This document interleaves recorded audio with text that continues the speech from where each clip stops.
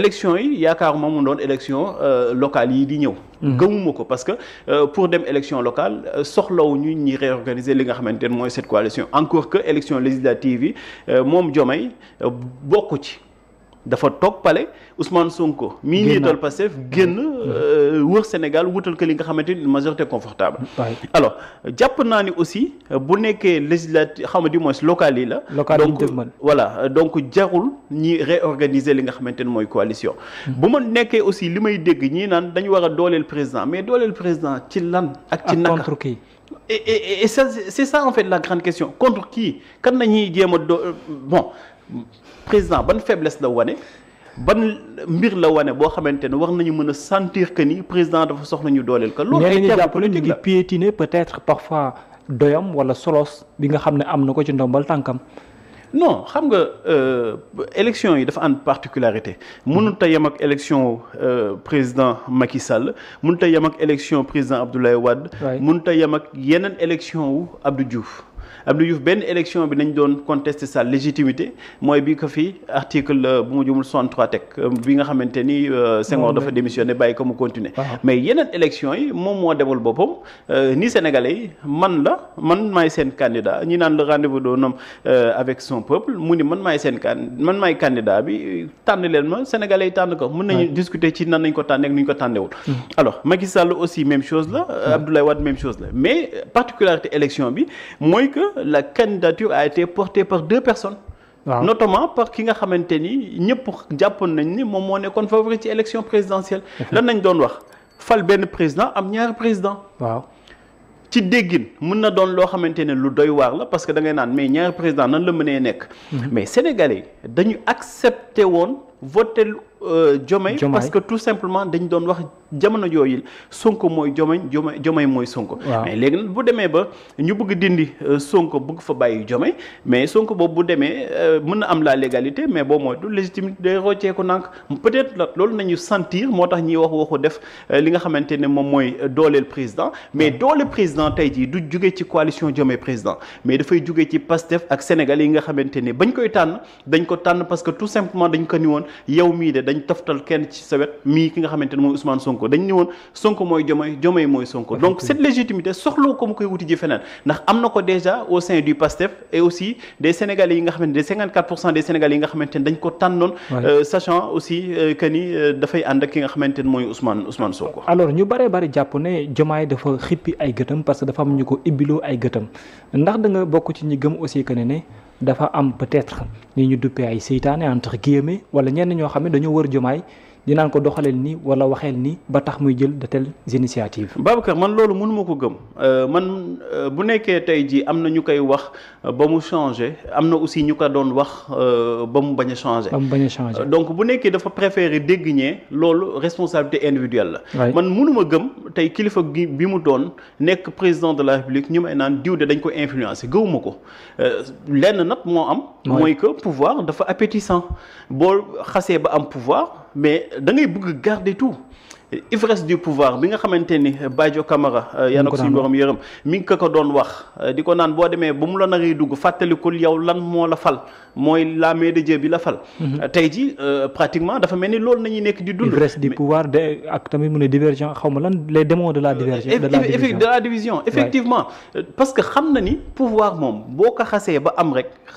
doo ubbi buntu balaa ngay jub buntu bi ñu ubbil la mais téléphone doo ko wuyu kenn du la woo yow yaay woote. tey nañ waxante dëgg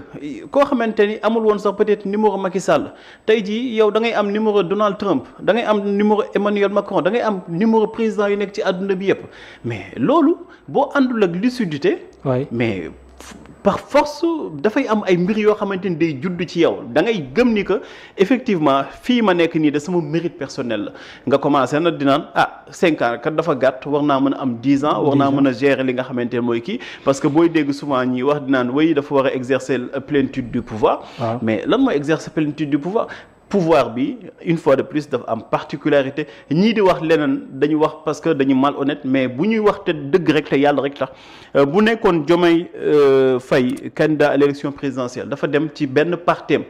Ousmane Sonko soutenir ko day bokk ci 0,0% yi d'accord wala sax du am li nga xamante ne mooy parrainage. donc tey jii bu amee 54% des sénégalais yi nga xamante ne ñoom ñoo ko voté c'est parce que sa candidature a été déjà parrainée par les sénégalais mais aussi par ki nga xamante ne mooy Ousmane Sonko man jàpp naa ni ambition yu nouvelle la peut-être bokk na ci briguer un second mandat. pour 2029 mais évidemment parce que sinon.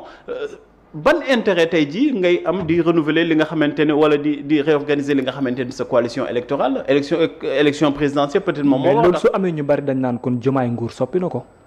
mais nguur moom day soppi parce que son objectif dès le début li mu waxoon ak taskatu xibaar yi mooy fukki at may jéem pour mu nekk président nekku ko ci fukki fan mu def ma ko fauteuil bi bu mu ko yërndu na ko xool te bàyyee gu ma fekk nekkul li nga xam moo di président kon dañ naan est-ce que Diomaye kon nguur soppiwu ko waaw mais xam nga appalu ko waaw appalu ko loolu aussi c'est vrai. xam nga appalu ko mën na ni man dama bëgg def 2 mandats bu ma paree comme ni ko constitution waxee mënuma am 3e mandat Ousmane Sonko ñëw lecture la mais man jàpp naa ni tey jii nit bu demee ba jël li nga xamante ne mooy appareil bu mu sukkandiku woon pour doon candidat à l'élection présidentielle. dinañ appareil boobu dama koy ñoŋal. derrière il y a une ambition de briguer beneen mandat. te loolu Ousmane Sonko peut-être du ko nangu peut-être bokkul woon ci li nga xamante ne wax nañ ko et aussi dafa am loo xamante ni gis nga Babacar. sur le plan institutionnel. le premier ministre mooy le chef du gouvernement. tey quel que soit par ailleurs seen divergence. moom mooy xool équipe bi nga xamante ne mooy équipe gouvernementale am lan lañ lay wax sur proposition du premier ministre si nañuy jël ay ministres di leen nommer. effectivement nan ngay déggee sur la place publique. ay divergence entre un premier ministre et un ministre wala un ministre te ba tey jii déggoo arbitrage du président de la République te loolu bokk na tey jii li bloqué li nga xamante ne mooy les négociations parce que Ousmane Sonko jamono ji ku ko seeti lu mu lay wax mooy que tey man li may wax nii ay principe la. le premier ministre moom mooy xool équipe gouvernementale am bu ma amul confiance ci nit kii mais confiance boobu mooy tax ma liggéey ak moom. parce que dañuy naan le gouvernement est solidaire et collégial. collégialité ak solidarité boobu day lalu ci dëgg ak confiance. bu demee confiance amatul na ci diggante ki nga xamante ne mooy njiital gouvernement ak benn membre ci gouvernement bi mais le président dafa war arbitrer. d'accord dafa war a arbitrer mais bu toogee nag mel ni dafay appuyer ki nga xamante ne mooy ministre bi pour affaiblir son premier ministre mais là source de problème la parce que benn premier ministre du nangu quand même di am benn équipe boo xamante ni ci biir dañ koy contester parce que li ñu wax mooy benn tënk benn say la war a doon mooy collégialité. waaye est-ce que du dañoo yeggul également ci pandaw gi pour xam peut-être ce qui est tuuma wala yeneen ba le président war a mën a arbitrer. waaw mais xam nga déjà sur la place publique am na ay kàddu yu jóg yoo xamante ni dañuy xaw a waroo te wax naa la ni la. en terme de gis-gis. waaw dañuy xaw a waroo en terme de gis-gis te équipe gouvernementale bi moom moo koy gérer moom mooy coordonner l'action gouvernementale. te moom aussi moom mooy tànn ay ministres le président bien que moom mooy def le décret. mais sur proposition du premier ministre la. alors moom sax wax na ni que diw ci ministère bii la nekkoon man maa ko fa jëlee yóbbu ko ci beneen ministère et c'est pas la première fois bu ñuy rappelé wu am na fi benn PCA boo xamante ni. tabb nañ ko fi. moom Ousmane Sonko génn ci page Facebook am ni kii erreur la dinañ ko rectifier ba tey ba sànq. dañ ko maintenir mais ba tey dañ ko maintenir. ba tey jëluñu benn décret pour ni kii ñu nommé woon dindi nañ ko. te loolu c'est vrai waaw. oui te loolu tey man jàpp naa ni waxtu mën a am ci diggante ki nga xamante ne mooy Diomaye ak li nga xamante ne ak ki nga xamante ne mooy Sonko parce que dafa am li taxoon quand même sénégalais yi doon génn 2 heures du matin 3 heures du matin ci élection présidentielle yi di leen accueillir. dafa amoon li taxoon sénégalais yi doon génn di xeex mooy que système bi nga xamante ne moom moo fi nekk